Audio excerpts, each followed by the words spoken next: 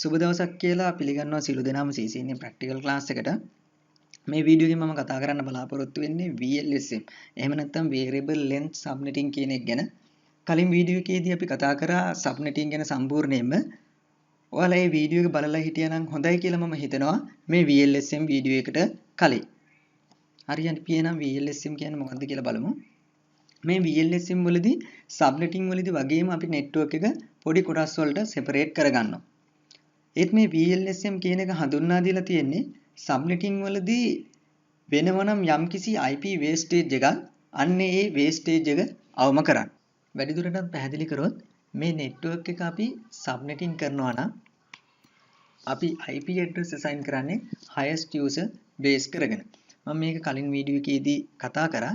මෙතන highest user වෙන්නේ staff ගේ usersලා 100ක් ඉන්නවා. එතකොට මේ හැම department එකකටම IP address 100 බැගින් සමානව වෙන් කරනවා සබ්නෙටිං වලදී. නමුත් මෙතන HR department එකට අවශ්‍ය වෙන්නේ IP address 60ක් විතරයි. IP address 40ක් මෙතනදී ඉතුරු වෙනවා. Finance department එකට අවශ්‍ය වෙන්නේ IP address 20ක් විතරයි. IP address 80ක් ඉතුරු වෙනවා. ID department එකට අවශ්‍ය වෙන්නේ IP address 10ක් විතරයි. IP address 90ක් ඉතුරු වෙනවා. මෙන්න මේ විදිහට සිද්ධ වෙන IP wastage එක අවම කරන්න තමයි VLSM කියන එක හඳුන්වා දීලා තියෙන්නේ. VLSM වලදී මේ හැම user කෙනෙක්ගෙම usersලා සංඛ්‍යාව මත පදනම් වෙලා IP address වෙන වෙනම assign කිරීමක් සිද්ධ කරනවා. subnetting වලදී වගේම VLSM වලදී පියවර කීපයක් අනුගමනය කරනවා. මේකේ පළවෙනි පියවර දෙක subnetting වලදී වගේමයි reorder කියලා කියන්නේ ඔයාලා දන්නවා වැඩි එකේ ඉඳලා අඩු එකට පිළිවෙලට හදාගන්න එක. Calculate the total and identify the IP class.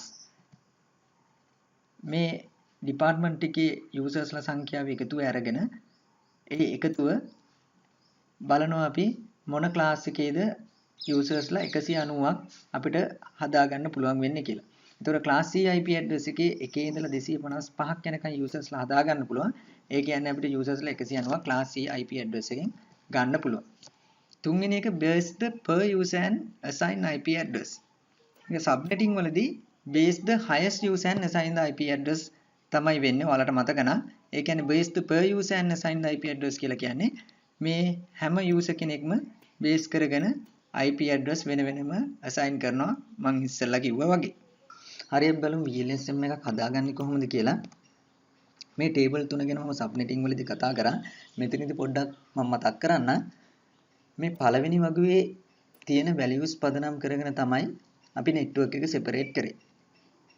මේකේ values දෙකේ බිඳුවෙනි බලය එකේ පළවෙනි බලය එන්නේ විදිහට ගිහින් තියෙනවා කියලා මම කිව්වා. මේ දෙවෙනි වගුවේ නිරූපණය කරලා තියෙන්නේ IP address එක octet 4. එහෙම නැත්නම් bit 32. මේ තුන්වෙනි වගුවේ අපි හදාගන්න පුළුවන් usersලා ගාන නිරූපණය කරලා තියෙනවා.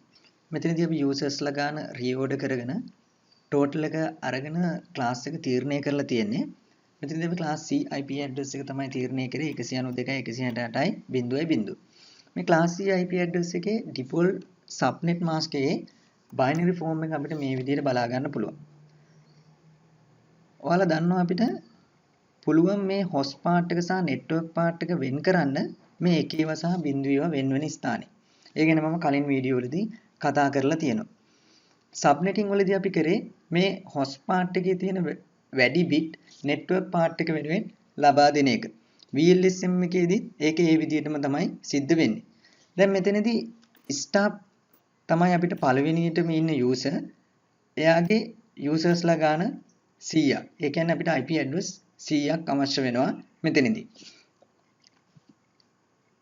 අපිට කරන්න තියෙන්නේ මේ table එකෙන් IP address 100ක් කොතනින්ද ගන්න පුළුවන් කියලා බලන එක. මෙතනදී දැන් අපිට IP address 100ක් ගන්න පුළුවන් කියලා ඔයාලට පේනවා ඇති. අපිට මෙතනදී network එක අලුතින් separate කරන්න පුළුවන් මේ විදිහට. මම මේක මකන්නම්.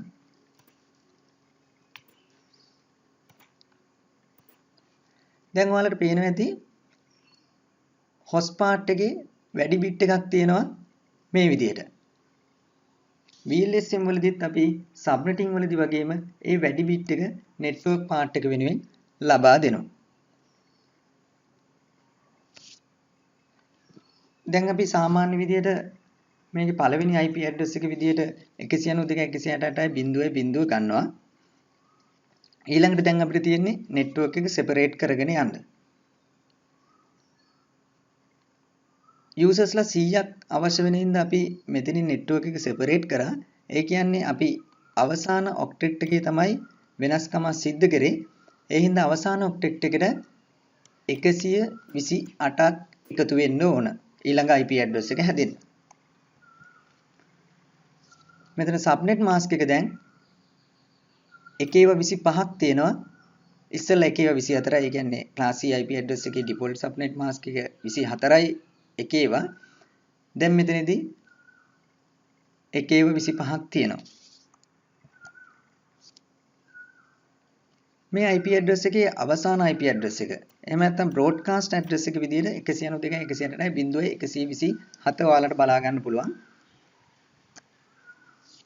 මෙන්න ඊළඟ IP ඇඩ්‍රස් එක. ඒ කියන්නේ HR ඩිපාර්ට්මන්ට් එකට හම්බෙන IP ඇඩ්‍රස් එක තමයි 192.168.128 සබ්නෙටින් වලදී වගේම.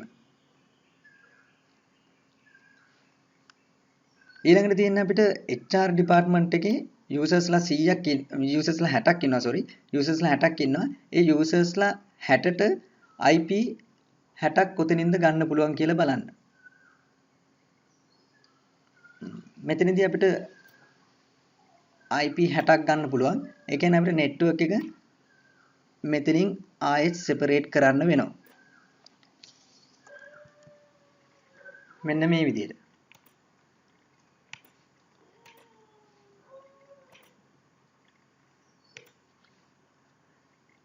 දැන් අපේ නෙට්වර්ක් එක සෙපරේට් වෙන ගාන තමයි 64. ඉස්සෙල්ලා නෙට්වර්ක් එක සෙපරේට් උනේ 128. දැන් ඔයාලට පේනවා ඇති මෙතන අවසාන IP ඇඩ්‍රස් එක 127, ඊළඟ IP ඇඩ්‍රස් එක උනේ 128. හැබැයි ඊළඟ IP ඇඩ්‍රස් එක හැදෙන්නේ 64ක් එකතු වෙලා.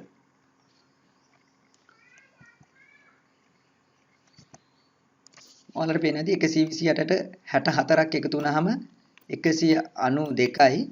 මේක බ්‍රෝඩ්කාස්ට් ඇඩ්‍රස් එක. ඒ කියන්නේ අවසාන IP ඇඩ්‍රස් එක 192.168.191. මේ අතර IP ඇඩ්‍රස් 64ක් තියෙනවා. ඊළඟට තියෙන්නේ අපිට ෆයිනෑන්ස් ඩිපාර්ට්මන්ට් එක. ෆයිනෑන්ස් ඩිපාර්ට්මන්ට් එකේ යූසර්ස්ලා 20ක් ඉන්නවා. ඒ කියන්නේ අපිට IP ඇඩ්‍රස් 20ක් ගන්න ඕන. IP ඇඩ්‍රස් 20ක් ගන්න පුළුවන් කොතනින්ද කියලා මේ ටේබල් එකකින් අපි බලනවා. මෙන්න මෙතනින් අපිට IP ඇඩ්‍රස් 20ක් ගන්න පුළුවන්. එතකොට අපිට ආයෙත් මේ නෙට්වර්ක් එක සෙපරේට් කරන්න පුළුවන් මෙතනින් මේ විදිහට.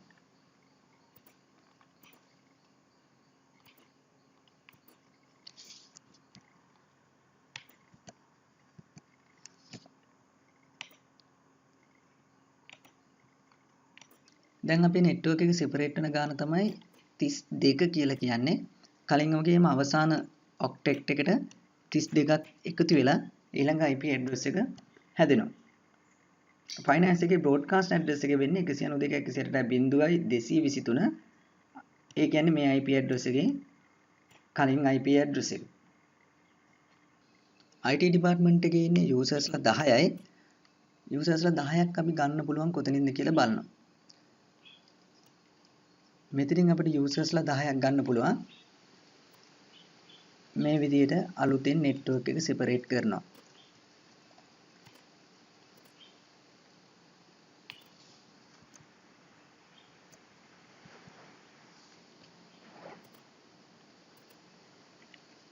දැන් ඔයාලට පේනවා ඇති අලුතෙන් නෙට්වර්ක් එක සෙපරේට් වෙන ගාන 16ක් වුණා. ඉස්සෙල්ලා 32යි.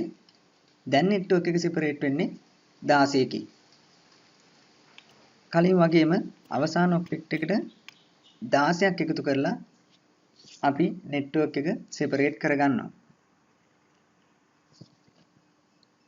මෙතනදී අපිට තව IP ඇඩ්‍රස් රේන්ජ් එකක් හදන්න නැහැ. මෙතනින් අපේ VLSM එක ඉවර වෙනවා.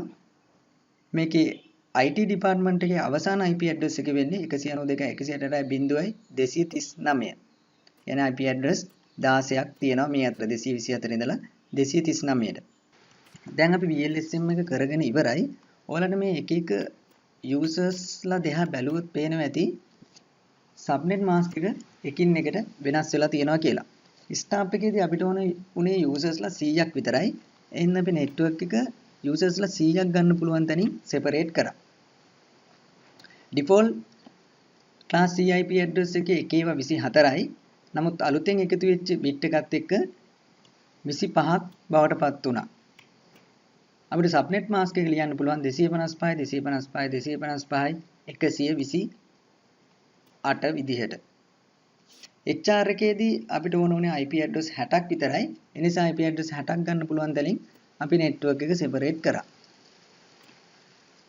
එක ඒවා 26ක් බවට පත් වුණා. අපිට subnet mask එක ලියන්න පුළුවන් 255 255 255 192 128යි 64යි එකතු කරලා. finance department එකේදී අපිට ඕන වෙන IP address 20යි. ඒ නිසා අපි IP address 20ක් ගන්න පුළුවන් තැනින් separate කරා.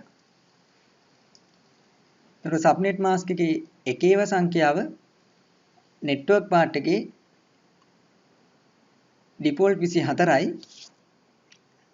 25යි stamp එකේදී HR එකේදී 26යි finance එකේදී 27ක් වුණා. subnet mask එකෙන් අපි ලියන්න පුළුවන් 128යි 64යි 32යි එකතු කරලා. ඊළඟට IT department එකේදී 28යි අපිට subnet mask එක 128 ඉඳලා 16ට එකතු කරලා 240ක් විදිහට ලියන්න පුළුවන්. මේ හැම එකෙම subnet mask එක අවසාන octet එකේ විතරක් වෙනස් වුනේ අපි වෙනස්කම සිද්ධ කරේ මේ අවසාන octet එකේ විතරක් හින්දා. දැන් ඔයාලට පේනවා ඇති subnetting එකේ වලදී තරම් VLSM වලදී IP wastage එකක් වෙන්නේ නැහැ කියලා පැහැදිලිවම. මොකද මෙතනදී ස්ටාප් එකට අපි IP 128ක් ගත්තේ HR එකේදී 64යි finance එකේදී 32යි IT එකේදී 16යි. නමුත් subnetting වලදී අපි මේ හැම department එකකටම IP address 100 ගානේ දුන්නා. එන්න ඒක තමයි subnetting සහ VLSM අතර තියෙන ප්‍රධානතම වෙනස. අපි මේ වගේම තව උදාහරණයක් බලමු.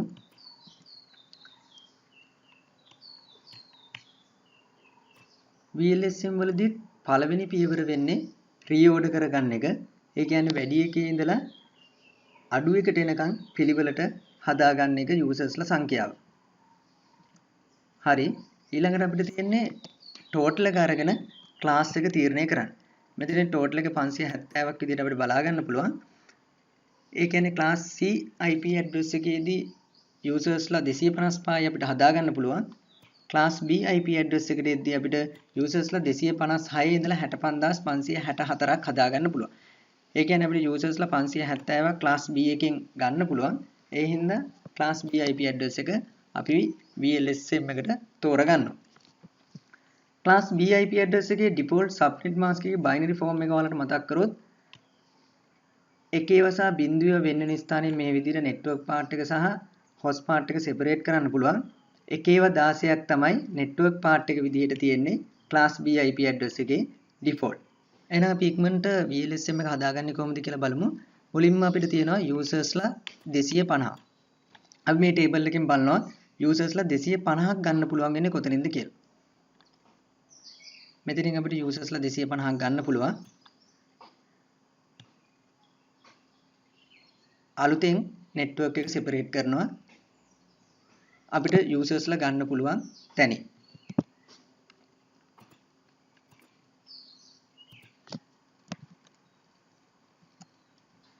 පළවෙනි IP address එක විදිහට 172.16.0.0 කියන එක ගන්නවා. ඊළඟට බලනවා network එක separate වෙන ගාන. මෙතනදී network එක separate වෙන්නේ දෙවෙනි octet එකේ මේ පැත්තෙන් ගත්තොත් එකේ ඉඳලා ඒ කියන්නේ දෙවෙනි octet එකට එකක් එකතු කරලා අපිට ඊළඟ IP address එක හදා ගන්න පුළුවන්. subnet mask එකේ slash notation එක 24ක් වෙනවා. ඊළඟ IP address එකට ගිහපුවාම ඔයාලට බලා ගන්න පුළුවන් 172.16.1.0. ඒ කියන්නේ network එක separate උනේ දෙවෙනි octet එකේ එකෙන් එකට. ඒ හින්දා තමයි මෙතෙන් එකක් එකතු වෙලා මේ IP address එක හැදුනේ. ඊළඟට අපිට ඉන්නවා usersලා 128ක්. අපි ටේබල් එකේ මෙතනින් usersලා 128ක් ගන්න පුළුවන්. හැබැයි සාමාන්‍යයෙන් අපි හරියටම usersලා 128ක් ගන්නෙ නැහැ. හේතුව තමයි හරියටම අපි usersලා 128ක් ගත්තොත් network ID එක සහ broadcast ID එකට IP address දෙකක් වෙන් කරන්න වෙනවා. එතකොට අපිට ලබා ගන්න පුළුවන් වෙන්නේ IP address 126ක් විතරයි.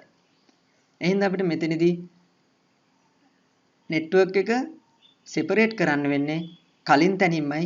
ඒ කියන්නේ මෙතනින්මයි. අපි usersලා 256ක් මෙතනදී ගන්නවා. අපි subnetting වලදීත් usersලා ගන්නේ මේ විදිහටමයි. මට ඒක ගැන කියන්න අමතක වුණා subnetting වීඩියෝ එකේදී. දැන් අපි network එක ආයෙ separate වෙලා තියෙන එකින් එකට දෙවෙනි octet එකේ. ඒ නිසා දෙවෙනි octet එකට එකක් එකතු කරලා ඊළඟ IP address එක හදා ගන්නවා. මේ විදිහට. එතකොට C වලට හම්බෙන IP address එක තමයි 172.16.2 කියලා කියන්නේ. ඊළඟට අපිට ඉන්නවා usersලා 110ක්. usersලා 110ක් ගන්න පුළුවන් අපිට මෙතනින් ඒ කරලා අලුතෙන් අපි network එක separate කරනවා මේ විදිහට.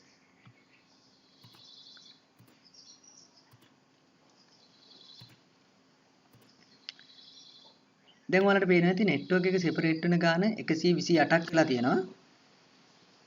දැන් ප්‍රශ්නේ තමයි අපි මේ 128ක් එකතු කරලා ඊළඟ IP address එක හදාගන්නේ මොන octet එකකින්ද කියලා. අපි කලින් හිටියේ මේ පැත්තෙන් ගත්තොත් දෙවෙනි octet එකේ. හැබැයි අපි සාමාන්‍යයෙන් කියන්නේ පළවෙනි එක, දෙවෙනි එක, තුන්වෙනි octet එක කියලා. එතකොට අපි කලින් හිටියේ මේ තුන්වෙනි octet එකේ. ඒ නිසා තමයි අපි තුන්වෙනි octet එකට එකක් එකතු කරලා ඊළඟ IP address එක හදාගත්තේ මේ විදිහට. නමුත් දැන් අපි මෙතන වෙනස්කම කරලා තියෙන්නේ අවසාන octet එකේ. ඒ කියන්නේ හතරවෙනි octet එකේ. ඒ නිසා අපි මේ 128 එකතු කරන්න ඕනේ හතරවෙනි octet එකට ඊළඟ IP address එක හදාගන්න යද්දි.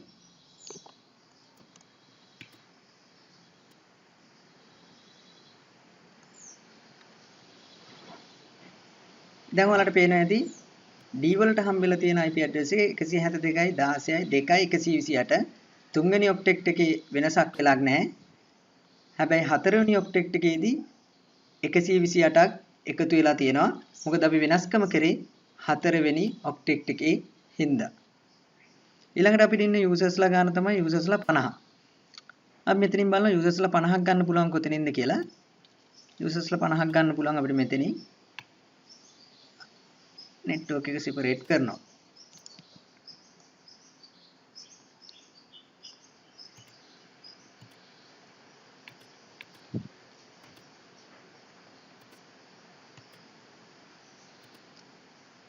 දැන් අපේ network එක separate වෙන ගාන තමයි 64 කියලා කියන්නේ. අවසාන octet එකේ අවසාන octet එකට 64ක් එකතු කරනවා ඊළඟ IP address එක හදාගද්දී. එතකොට E වලට හම්බ වෙනවා 172.16.2.192 කියන IP address එක.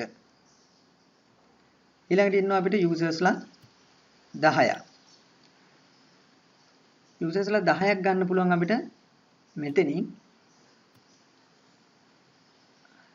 network එක separate කරනවා මේ විදිහට.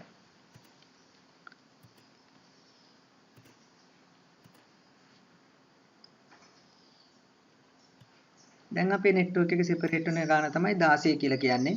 ඒ කියන්නේ අවසාන octet එකේ තමයි වෙනස්කම කරලා තියෙන්නේ. ඒ හින්දා එතන 16ක් එකතු කරනවා. දැන් අපි VLSM එක හදාගෙන ඉවරයි. ඊළඟට අපි බලමු subnet mask එක. B කියන network එකේ subnet mask එක වෙන්නේ 255.255.255 බිඳුව.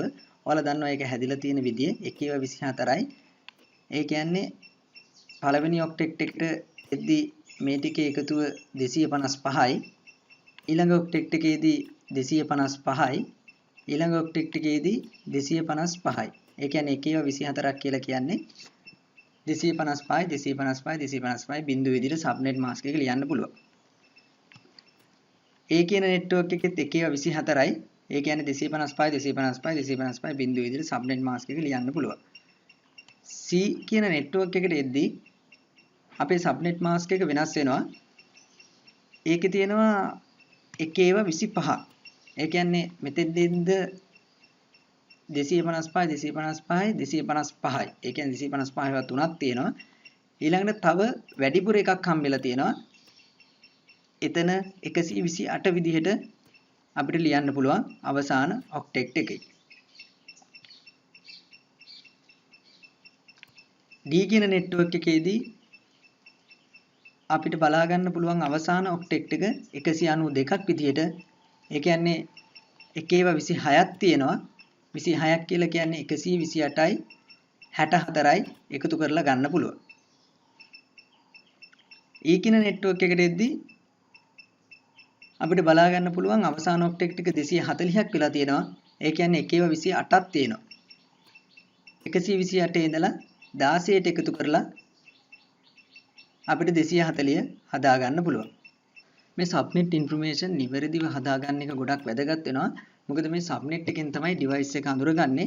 IP address එකේ host part එක මොකද්ද, network part එක මොකද්ද සහ ඊට අදාළ තොරතුරු ඒ සම්බන්ධයෙන් මම කලින් වීඩියෝ වලදී කතා කරලා තියෙනවා. හරිනම් මම හිතනවා ඔයාලා VLSM ගැන යම් තාක් දුරට හරි අවබෝධයක් ලබා ගන්න ඇති කියලා. හරිනම් thank you වීඩියෝ එක බැලුවට. අපි මේ වගේම තවත් අලුත් වීඩියෝ එකකින් ආයෙත් දවසක හම්බෙමු. සුබ දවසක්.